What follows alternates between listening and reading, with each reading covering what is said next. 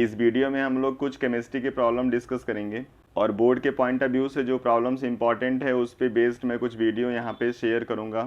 तो कंटिन्यूसली आप लोग उस वीडियो को देखते रहिए और बने रहिए हमारे साथ। और ये सारे प्रॉब्लम्स बहुत हेल्प करेंगे आपको कॉन्सेप्ट बिल्डिंग में, और मे भी ऐसी प्रॉब्लम्स आपको पेपर में भी मिल जाएंगे। तो चलिए इस वीडियो में हम लोग 10 प्रॉब्लम्स डिस्कस करेंगे। तो फर्स्ट प्रॉब्लम में आप लोगों को बताना है which properties of colloids not depends on charge. यहाँ पे कुल 4 प्रॉपर्टी दिया गया है और आपको बताना है इसमें कौन सी प्रॉपर्टी है जो चार्ज के ऊपर डिपेंड नहीं करेगा। तो उसमें पहली प्रॉपर्टी है coagulation, second one is electrophoresis, third one electro osmosis and fourth one is Tyndall effect. तो प्रॉब्लम सॉल्व करने का सबसे आसान सा तरीका यही है कि जो भी प्रॉब्लम आपके सामने आते हैं उसको आप करते जाइए, मैं आंसर दूंगा, उससे अपने प्रॉब्लम्स को मैच करा लीजिएगा। आंसर करेक्ट होंगे तो आपका एक तरीके से इवैल्यूएशन हो जाएगा, आपका प्रिपरेशन कैसा हुआ है, अभी आगे आपको कैसा करना है। तो यहाँ पे क्या होगा, कोएगुलेशन, चार्ज की वजह से कोएगुलेशन होता है, यहाँ पे इन्वॉल्व होगा। इलेक्ट्रोफोर्सिस में भी अपोजिट चार्ज जो होंगे वो अपोजिट इलेक्ट्रोड पे मूव करेंगे, यहाँ पे चार्ज इन्वॉल्व होगा। इलेक्ट्रो ऑस्मोसिस में चार्ज इन्वॉल्व हो ही रहा है।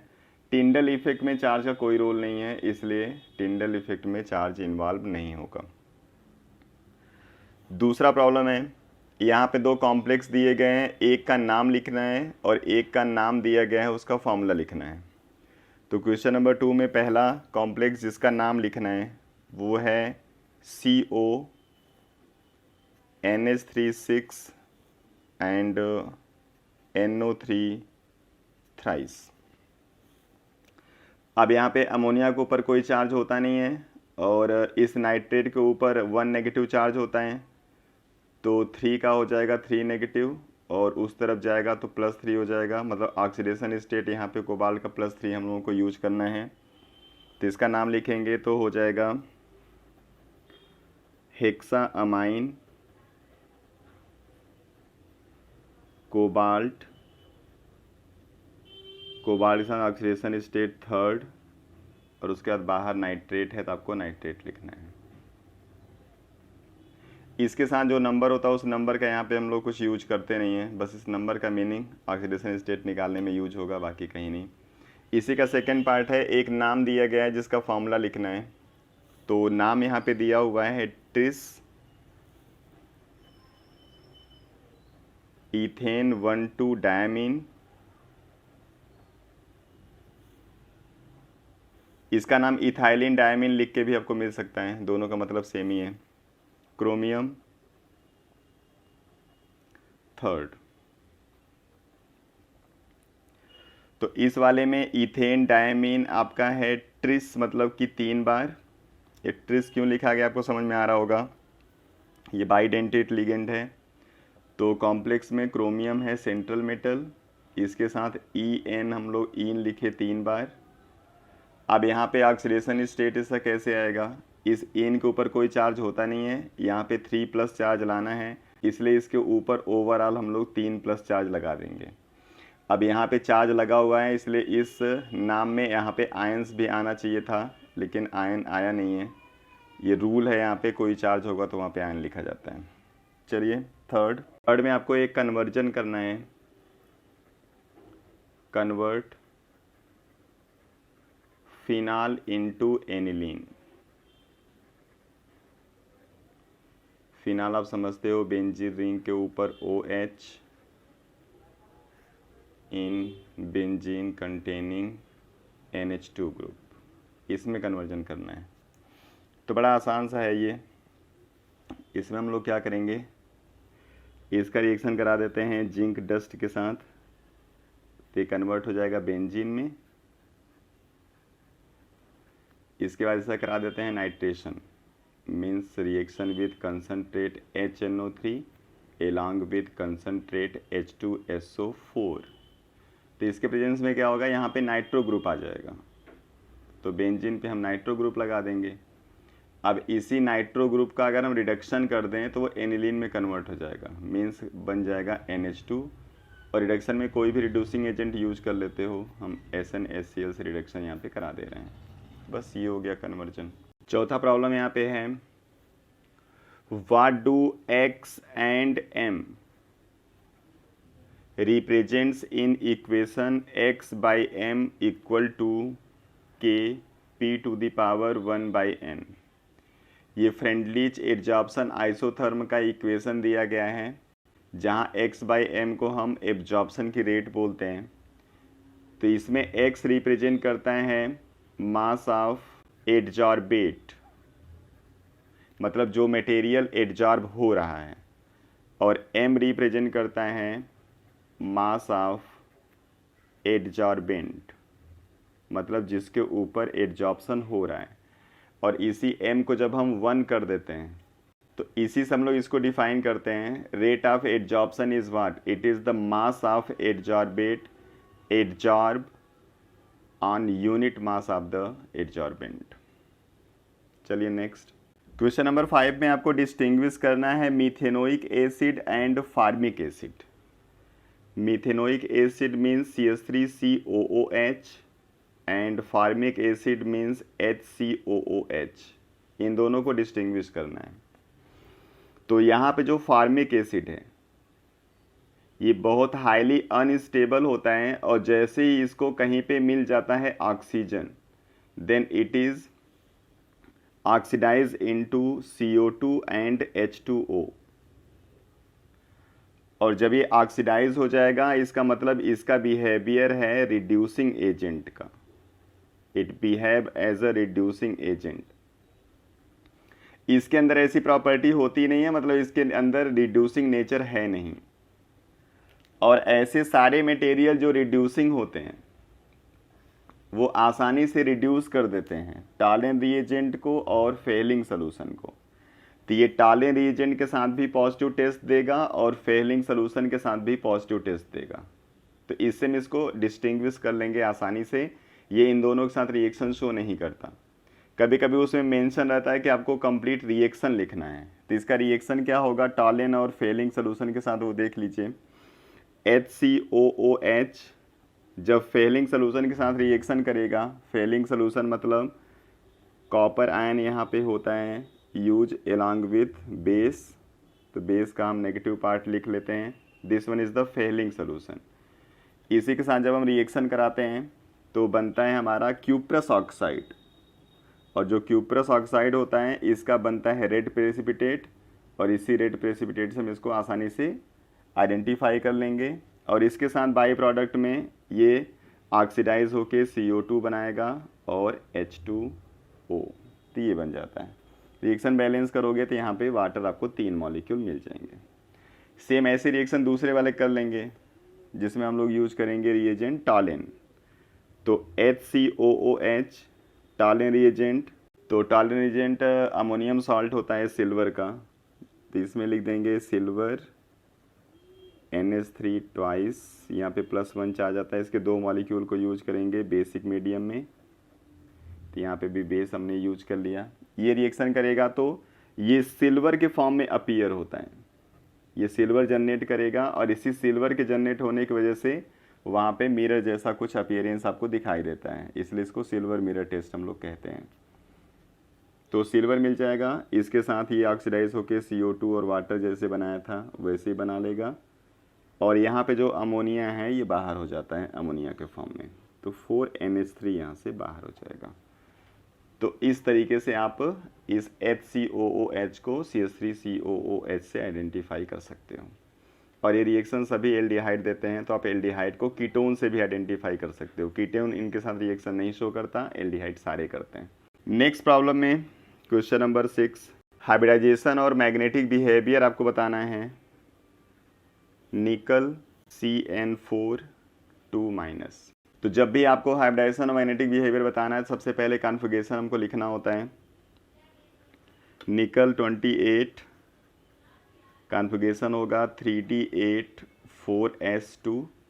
निकल यहाँ पे +2 स्टेट में है, क्योंकि यहाँ पे इसका ऑक्सीडेशन स्टेट निकालोगे तो +2 आएगा, और +2 स्टेट में कॉन्फ़िगरेशन लिखेंगे तो 2 इलेक्ट्रॉन बाहर चले जाएंगे, कॉन्फ़िगरेशन आएगा 3D8। इस 3D8 का जो इलेक्ट्रॉनिक डिस्ट्रीब्यूशन है उसको अगर आप रिप्रेजेंट करेंगे तो 1 2 3 4 5 6 7 8। अभी इसके पास 8 इलेक्ट्रॉन हैं डी में, 2 उसमें से अनपेयर्ड हैं, एस पी, अभी ये सब खाली हैं। अब यहाँ पे जो लिगेंड प्रेजेंट है वो CN है, जो कि एक स्ट्रांग फील्ड लिगेंड है, और स्ट्रांग फील्ड लिगेंड हमेशा क्या करता है, लो स्पिन कॉम्प्लेक्स बनाता है, मतलब ये इलेक्ट्रॉन को पेयर करेगा। तो इस इलेक्ट्रॉन को हम पेयर करा देते हैं, तो जैसे साइनाइड इसकी तरफ अप्रोच करेगा तो इलेक्ट्रॉन की पेयरिंग शुरू हो जाएगी। तो 1 2 3 4 5 6 7 8, ये वाला इलेक्ट्रॉन इसमें पेयर हो जाएगा और ये हो जाएगा खाली, और ये खाली हो जाएगा तो उसमें साइनाइड का इलेक्ट्रॉन आ जाएगा यहाँ पे 2, एक साइनाइड का यहाँ पे 2 आएगा, एक साइनाइड का यहाँ पे 2 आएगा, और एक साइनाइड का यहाँ पे 2 आ जाएगा। अब अगर इसको आप एज्यूम करो तो आपको दिख रहा होगा एक डी, एक एस और 2 पी ऑर्बिटल इन्वॉल्व हो रहे हैं यहाँ पे बॉन्डिंग में, इसलिए इसका हाइब्रिडाइजेशन हो जाएगा DsP2। और जब 4 लिगेंड के केस में हाइब्रिडाइजेशन अगर DsP2 आता है तो उसका जो शेप और ज्योमेट्री होगी हमेशा वो होगी स्क्वायर प्लेनर, तो ये स्क्वायर प्लेनर आएगा। अगर sp3 आता तो टेट्राहेड्रल हो जाता। और साइनाइड ने सभी इलेक्ट्रॉन को पेयर कर दिया है, इसलिए इसका जो मैग्नेटिक बिहेवियर होगा वो होगा डायामैग्नेटिक। तो डायामैग्नेटिक स्क्वायर प्लेनर एक कॉम्प्लेक्स है जिसका हाइब्रिडाइजेशन है DsP2। ऐसे किसी का भी आप निकाल सकते हैं। चलिए नेक्स्ट प्रॉब्लम। 7th प्रॉब्लम में 2 पार्ट हैं, जिसमें पहला पार्ट है, एक यहाँ पे ग्राफ दिया गया है, उस ग्राफ के बेस पे आपको कुछ बताना है। तो यहाँ पे एक प्लॉट लगा हुआ है T½ का कंसंट्रेशन के साथ, यहाँ पे कंसंट्रेशन है और यहाँ पे T½ और जो ग्राफ है वो इस तरीके से बना हुआ है। तो इस पे बेस 2 प्रॉब्लम इन्होंने पूछा है। सबसे पहले ऑर्डर ऑफ रिएक्शन क्या है, और दूसरा इन्होंने पूछा हुआ है कि जो रेट कांस्टेंट है उसकी यूनिट क्या होगी, यूनिट ऑफ रेट कांस्टेंट। तो T½ का कंसंट्रेशन के साथ एक जनरल रिलेशन है, और वो जनरल रिलेशन क्या है, जो T½ है वो कंसंट्रेशन के साथ रिलेट करता है। तो T½ इक्वल टू होता है concentration whole to the power 1 minus n, जहाँ पे n ऑर्डर ऑफ रिएक्शन है। तो इस ग्राफ से आपको पता चल रहा है कि कंसंट्रेशन को हम चेंज कर रहे हैं, लेकिन T½ हमारा फिक्स है, बदल नहीं रहा, यानी कि ये कंसंट्रेशन के इंडिपेंडेंट है। और कंसंट्रेशन के इंडिपेंडेंट आने का मतलब है कि यहाँ पे वैल्यू आनी चाहिए 0, और ये 0 कब आएगा, जब n की वैल्यू हम लोग यूज करेंगे 1। इसलिए T½ इक्वल टू कंसंट्रेशन के पावर 0 आ जाता है फर्स्ट ऑर्डर रिएक्शन के लिए, इसलिए यहाँ पे ऑर्डर होगा फर्स्ट। और फर्स्ट ऑर्डर रिएक्शन के लिए यूनिट आप रेट कांस्टेंट का जानते हो, सेकेंड इनवर्स होता है, तो इसका यूनिट सेकेंड इनवर्स होगा। अगर यूनिट इसका निकालना चाहते हो तो इसका भी एक जनरल फार्मूला है, मोल पर litre 1 minus n into second inverse करना होता है। अब यहाँ पे n की वैल्यू 1 हो गई, तो 1 माइनस 1 0, मतलब कि पूरा ये टर्म खत्म हो जाएगा, केवल सेकेंड इनवर्स आ जाता है। तो 7th के B पार्ट में बोल रहे हैं, first order reaction 20% completed in 15 minute, calculate time for 75% completion। 20% complete होने में 15 मिनट लग रहे हैं, 75% कंप्लीट होने में कितना टाइम लगेगा ये पूछा गया है। अब यहाँ पे फर्स्ट ऑर्डर रिएक्शन है, फर्स्ट ऑर्डर रिएक्शन में अगर हम रिएक्शन को सेम रखते हैं, बस टाइम हमको चेंज करना होगा, तो जो K की वैल्यू है वो कांस्टेंट रहती है। K की वैल्यू केवल टेम्परेचर के बदलने पे बदलती है, तो अभी हम लोगों को यहाँ पे K सेम रखना है। तो अगर इसके लिए हम K लिखेंगे तो क्या लिखेंगे, 2.303/T log initial concentration by final concentration. ये 20% रिएक्शन कंप्लीट हो चुका है, मतलब अगर इनिशियल हम 100 यूज करेंगे तो जो बचा हुआ कंसंट्रेशन होगा वो 80 होगा। अब दूसरा इसके लिए अगर हम K लिखेंगे तो लिखेंगे 2.303/T log, अगर रिएक्शन 75% कंप्लीट हो रहा है तो स्टार्टिंग अगर हम 100 यूज करेंगे तो बचा हुआ ऐसा कंसंट्रेशन होगा 25। अब ये भी K की वैल्यू है, ये भी K की वैल्यू है, इनको हम इक्वेट कर देते हैं। तो इस तरीके की प्रॉब्लम हमेशा ऐसे ही सॉल्व होते हैं। 2.303 को कैंसिल किया हमने, ये वाली टी की वैल्यू आपको पता है 15 मिनट, इसलिए 1/15 लॉग, इसको सॉल्व कर लेंगे हम लोग तो log 10 माइनस 3 log 2 इसको लिख सकते हैं, तो log 10 माइनस 3 log 2 इसको लिख दिया इक्वल टू 1/t log, ये 25 4 जा 100 होगा, इसको 2 log 2 लिख सकते हैं, तो log 2 के पावर 2 अभी हमने लिखा है, आगे यूज कर लेंगे इसको। 1/15 log 10 की वैल्यू 1 होती है, ये 3 इंटू 0.3010 इक्वल टू 1/t, और ये 2 log 2 हो जाएगा, तो 2 इंटू 0.3010 हो जाएगा।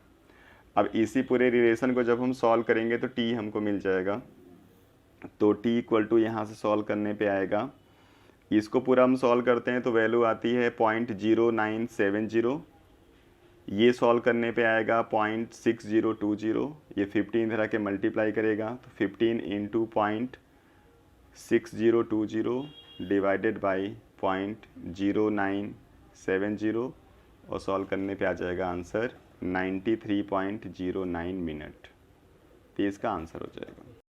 क्वेश्चन नंबर 8 जिसमें 2 पार्ट हैं, इसमें पहला पार्ट है arrange in order of basic strength, basic strength के ऑर्डर में अरेंज करना है, कुछ अमाइंस दिए हुए हैं C2H5NH2, C6H5NH2 and C2H5 twice NH। अब आपको पता है कि इसका जो बेसिक स्ट्रेंथ होता है वो इस नाइट्रोजन के ऊपर लोन पेयर के डोनेशन की वजह से होता है, यानी अगर यहाँ पे कोई ग्रुप ऐसा लगाते हो जो इलेक्ट्रॉन को डोनेट करता है तो इलेक्ट्रॉन डेंसिटी नाइट्रोजन पे बढ़ती है, मतलब बेसिक स्ट्रेंथ और बढ़ जाएगा, because nitrogen is able to give electron very easily. अब यहाँ पे जो R ग्रुप होते हैं इलेक्ट्रॉन डोनेटिंग ग्रुप होते हैं, इसलिए इलेक्ट्रॉन को डोनेट करेंगे, तो यहाँ पे इलेक्ट्रॉन को डोनेट करने वाला 2 ग्रुप लगा हुआ है, यहाँ पे इलेक्ट्रॉन को डोनेट करने वाला केवल 1 ग्रुप लगा हुआ है, और बेंजीन हमेशा इलेक्ट्रॉन को विथड्रॉ करता है क्योंकि इसका लोन पेयर बेंजीन के ऊपर डीलोकलाइज हो जाएगा, that's why the density of electron on nitrogen decreases, इसलिए सबसे कम बेसिक स्ट्रेंथ इसकी होगी, सबसे ज़्यादा इसकी होगी, इसलिए ऑर्डर आएगा फर्स्ट, इसका सेकेंड, और इसका हो जाएगा थर्ड। सेकेंड पार्ट इसमें बोल रहे हैं reaction of aniline and benzoyl chloride क्या होगा, reaction of aniline and benzoyl chloride, तो बेंजीन के ऊपर हमने लगा दिया NH2, this one is aniline, and benzoyl chloride का मतलब होगा COCl लगेगा बेंजीन के ऊपर, इन दोनों का रिएक्शन कराना है। अब जब इन दोनों का रिएक्शन कराते हैं तो आपको मैंने बताया हुआ था कि अगर कोई भी अमोनिया या अमोनिया डेरिवेटिव है उसका रिएक्शन इस तरीके से किसी एसिड क्लोराइड के साथ कराते हैं तो इसका H और इसका Cl बाहर हो जाता है और दोनों एक दूसरे के साथ अटैच हो जाएंगे, तो यहाँ पे बन जाएगा C डबल बॉन्ड O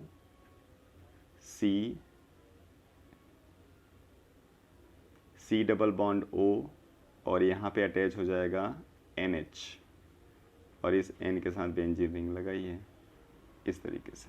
चलिए यहाँ पे 9th प्रॉब्लम है, इलेक्ट्रोकेमिस्ट्री से न्यूमेरिकल है ये, calculate potential for following cell reaction, potential calculate करना है, मतलब EMF आपको कैलकुलेट करना है। रिएक्शन दिया गया है Cr2O7 2- एक्वस रिएक्ट करता है 14H+ एक्वस के साथ along with 6 electron and change into 2Cr3+ aqueous plus 7H2O। यहाँ पे कुछ वैल्यू दी गई है जिसमें E0 दिया गया है Cr2O7 2- H+ Cr3+ का 1.33 वोल्ट, और कंसंट्रेशन दिया गया है K2Cr2O7 का 0.1 m, Cr3+ का 0.2 m, और H प्लस का 1 × 10⁻⁻⁴m। तो चलिए सबसे पहले हम लोग नस्ट इक्वेशन लिखते हैं। नस्ट इक्वेशन से ही EMF निकाला जाता है। तो E cell equal to E not cell minus 0.0591 by N log concentration of anode by concentration of cathode होता है। और एनोड का कंसंट्रेशन हमेशा प्रोडक्ट साइड आता है, कैथोड का रिएक्टेंट साइड, इसलिए आप यहाँ पे concentration of product by concentration of reactant भी लिख सकते हो। तो यहाँ पे प्रोडक्ट और रिएक्टेंट में जितने कंसंट्रेशन टर्म आएंगे सबको यूज करना होता है। तो प्रोडक्ट में यहाँ पे केवल एक कंसंट्रेशन आ रहा है और रिएक्टेंट में 2 कंसंट्रेशंस आ रहे हैं, तो इन दोनों को आपको रिएक्टेंट में यूज करना पड़ेगा। तो चलिए वैल्यू पुट कर दीजिए। ई नॉट सेल की वैल्यू 1.33 पता है, माइनस 0.0591।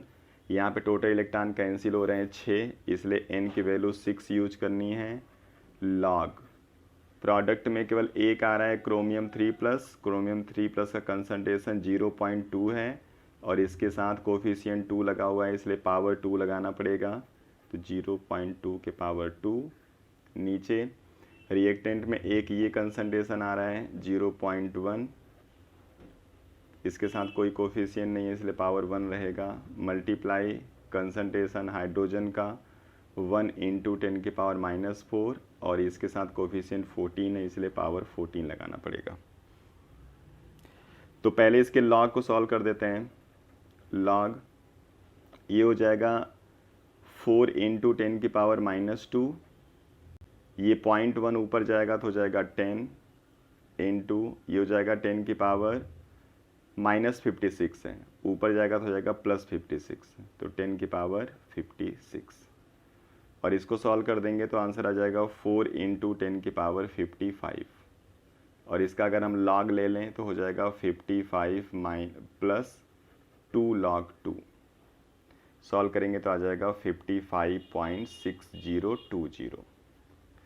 अब इस 55.6020 को इसके साथ हम यूज कर लेंगे, तो आंसर हमारा आ जाएगा 1.33 माइनस, इसको सॉल्व करने पे आपको रिजल्ट मिलेगा 0.5476 और इसको माइनस कर देंगे तो हमारा आंसर 1.78 के आसपास आ जाएगा।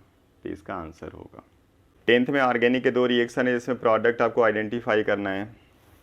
पहला है CH3CHO, इसका रिएक्शन कराना है NH2CO NH2। और दूसरा हमारा रिएक्शन है CH3COCH3, इसका रिएक्शन कराना है I2NaOH के साथ। तो ये पहला वाला जो रिएक्शन है उसमें सेमी कार्बाजीन से सेमी कार्बाजोन बनता है। अब आप जानते रहिए यहाँ पे जनरली होता क्या है कि अमाइन ग्रुप 2 प्रेजेंट हैं, मीन्स NH2 ग्रुप यहाँ पे 2 प्रेजेंट हैं, तो दोनों में से कोई भी अपना लोन पेयर इस कार्बन को डोनेट कर सकता है। लेकिन प्रॉब्लम क्या है कि इसका जो लोन पेयर है वो CO के साथ होता है कॉन्जुगेशन में, इसलिए इन्वॉल्व रहता है इसके साथ बॉन्डिंग में। इसका लोन पेयर फ्री है, इसलिए आप इसका रिएक्शन इसी के थ्रू कराते हो। तो आपके पास कोई भी अमोनिया या अमोनिया डेरिवेटिव होगा, उसका जब कार्बोनिल कार्बन से रिएक्शन हम लोग कराते हैं तो जनरली होता क्या है, जो कार्बोनिल कार्बन के अंदर डबल बॉन्ड O होता है, इसको अमोनिया या अमोनिया डेरिवेटिव के साथ जो NH2 ग्रुप लगा होगा, इसी के H2 के साथ वाटर के फॉर्म में बाहर करना है। बाकी इसके साथ एक जो दूसरा ग्रुप लगा रहेगा वो एज इट इज़ इसके साथ प्रेजेंट रहेगा। मतलब प्रोडक्ट में इस कार्बन के और इस नाइट्रोजन के बीच में डबल बॉन्ड आपको बनाना है और जो एक ग्रुप बचा रहेगा उसको एज इट इज़ लिख देना है। सेम यही काम यहाँ पे भी करना है। इस नाइट्रोजन के H2 को इस O के साथ बाहर करना होगा, तो यहाँ पे बचेगा CH3 और उसके बाद CH। अब इसको डबल बॉन्ड लगाना है इस नाइट्रोजन के साथ। अब इस नाइट्रोजन के साथ जो बचा हुआ है ये सब एक ग्रुप की तरह बिहेव होगा, इसको एज इट इज़ लगा देना है। तो ये हो जाएगा NH CO NH 2, तो ये प्रोडक्ट बनेगा जिसको हम सेमी कार्बाजोन बोलते हैं। दूसरे वाले में कोई भी आपके पास एल्डिहाइड या कीटोन होगा जिसके टर्मिनल पे आपको CH3CO ग्रुप दिख जाए, तो वो I2 और NaOH के साथ आइडोफॉर्म टेस्ट देता है। अब आइडोफॉर्म टेस्ट में होगा क्या कि एक टर्मिनल CH3 CHI3 में कन्वर्ट हो जाता है और बाकी जो बचा हुआ पार्ट होता है, मीन्स अगर CHI3 में ये कन्वर्ट हुआ तो जो बचा हुआ पार्ट होगा वो एसिड का सॉल्ट बनाता है। तो 2 कार्बन का एसिड CH3COOH होगा और उसी का सोडियम सॉल्ट बना देंगे तो ये बन जाएगा। तो इस रिएक्शन में ये बनता है। तो ये आपके 10 प्रॉब्लम्स हो गए। फिर आपको कल फिर मैं दूसरा वीडियो दूंगा, उसमें 10 प्रॉब्लम हम दोबारा डिस्कस करेंगे और ऐसे ही आपके पेपर तक कंटिन्यू चलता रहेगा। तो आप इसको देखते रहिए, कॉन्सेप्ट अपना सेट करिए और आराम से पेपर दीजिए। Thank you.